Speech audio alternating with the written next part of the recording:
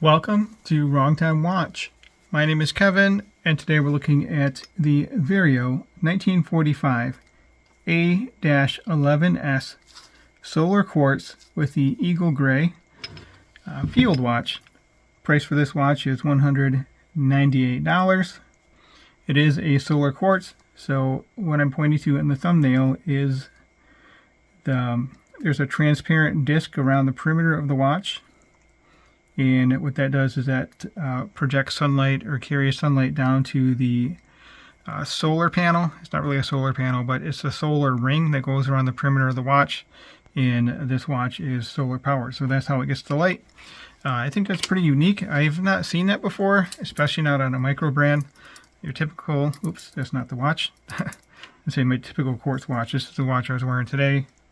I just had, here we go. Just had this out here. So this is also a solar quartz watch, and the dial here is the solar panel. I have a Citizen Nighthawk, which is similar. I have another Seiko. Most solar watches that I have owned, it's like a translucent type dial where the sun goes through the dial.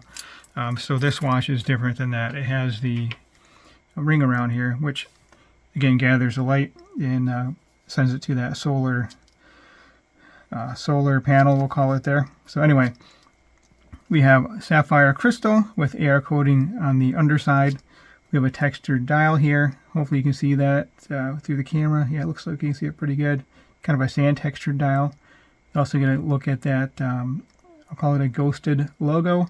This is offered in 3 colors, white, black, and the gray here. I have a lot of black dial watches. I was leaning towards the black. I had my wife assist me, and she said I should go with the gray, and I'm glad that I did. This is a very cool looking watch, and I'll show you another strap that was sent over with this watch. Very nice combination.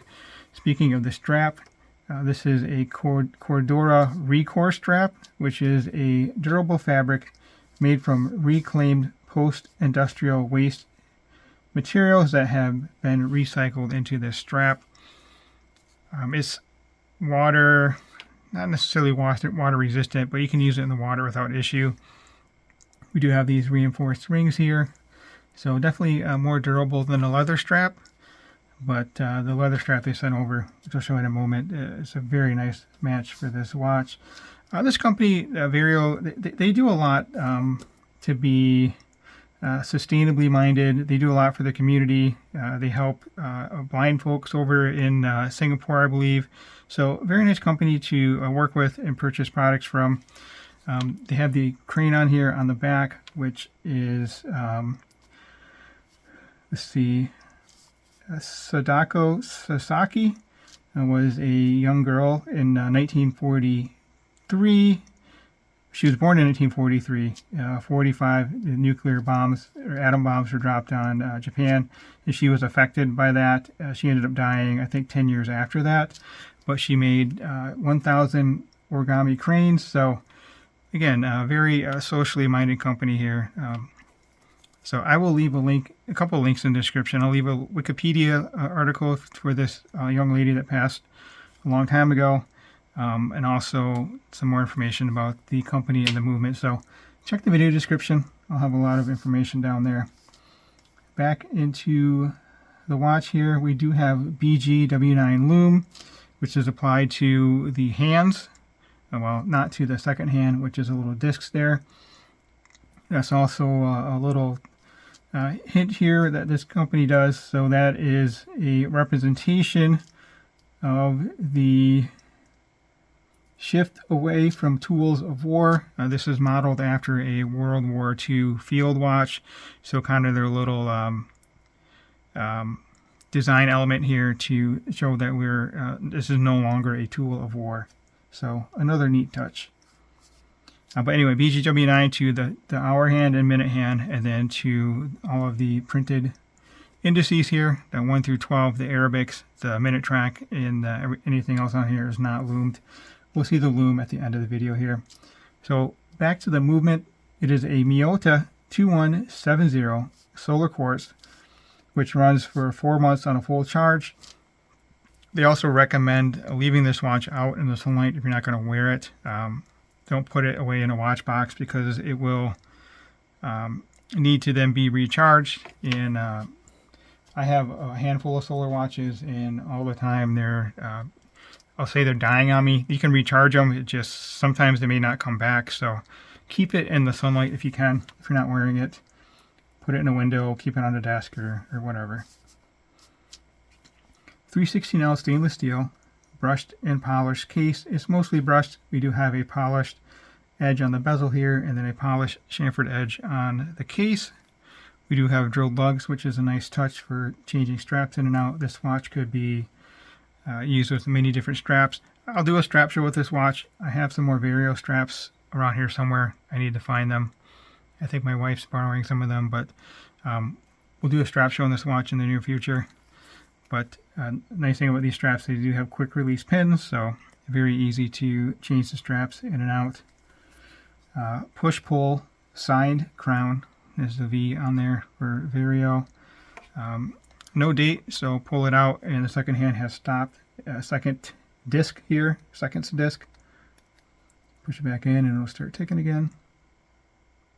Yeah, there we go. Kind of have to really look at it to see it moving, but it does move. Oh, and the hands are blued. I don't know if they're heat blued or chemically blued, but you get it in the light, you can get a little hint of the bluing. It's not as prominent as some of my other watches, which I think I sold all my watches with blued hands, but kind of neat look there. Talk about quick release pins with the metal reinforced holes here. So let me get this on wrist. Then we'll talk about the dimensions, and I will get it on the leather strap, which I spent most of my wrist time with this on the leather strap. A very nice leather strap. I called it out in, well, I had a second unboxing. I kind of missed this in the package. Almost threw it away. Good thing I double checked the packaging. But here it is, my 6.5 inch wrist. Lug to lug, looking at 47.7. Case diameter 40, nice and thin at 9.3. That's one good advantage of the solar quartz movements, typically thinner than mechanical movements. 20 millimeter lug width, and this strap tapers down from 20 to 18. We do have a milled buckle. The keeper, I believe, is stamped. I will verify that in just a moment. 6 millimeter push-pull crown, 50 meters of water resistance. The watch is nice and lightweight at 52 grams.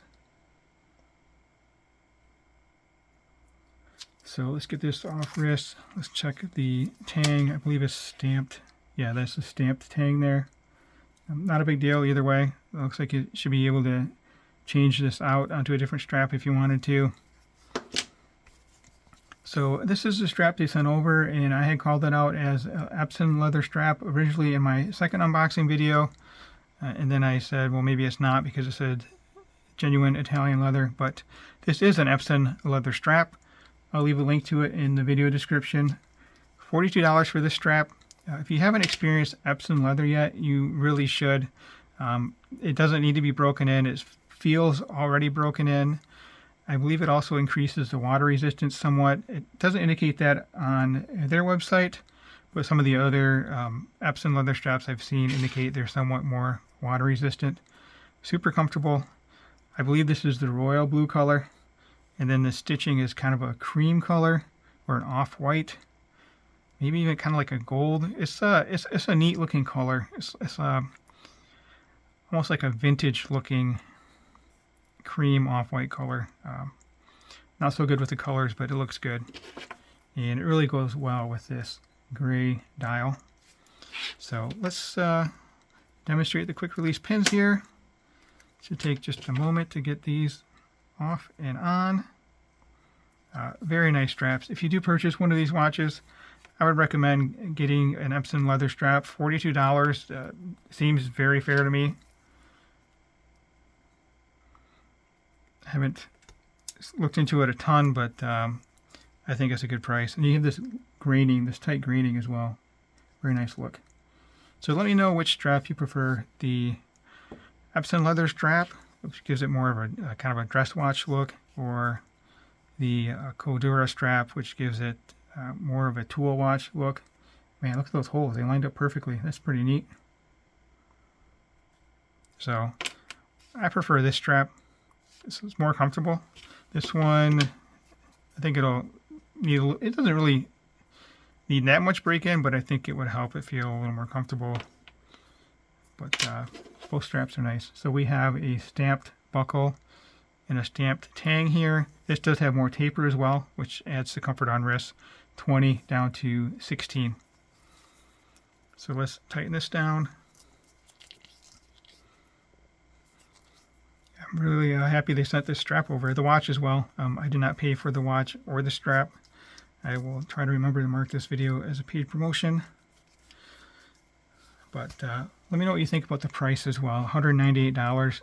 Sapphire crystal. You have that solar quartz movement. Stainless steel. And it's a good looking watch to boot.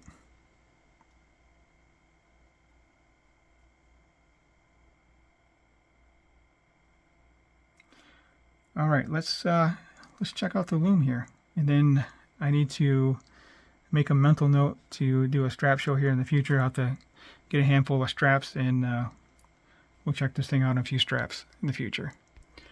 Okay, so it's not a fair comparison. We are comparing a field watch to a dive watch, an actual ISO certified dive watch.